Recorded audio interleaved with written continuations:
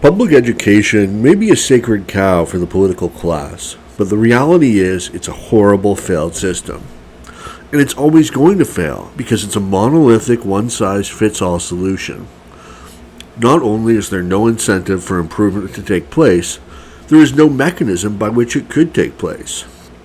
By contrast, if you had a free market in education, then every school would be free to experiment with different educational solutions.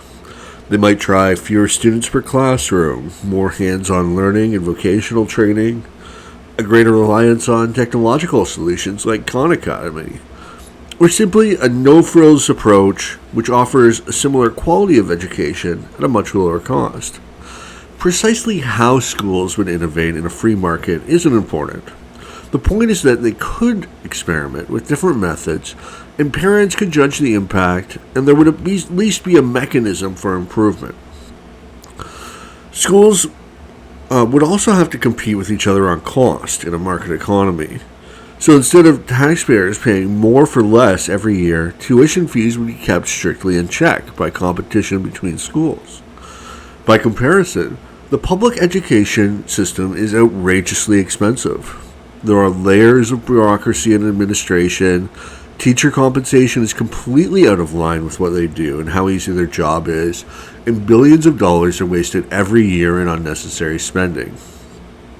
If education were privatized, parents who opted to homeschool their children would no longer be forced to pay for the useless public education system they are not even using. And let's face it, public education is anything but. It's not about teaching people to think critically and analyzing information in a rational and effective manner.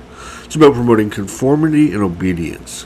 Public education is about indoctrinating the next generation of children with statist viewpoints to spread egalitarianism and cultural Marxism as a means of undermining traditional Western values like family, faith, and freedom.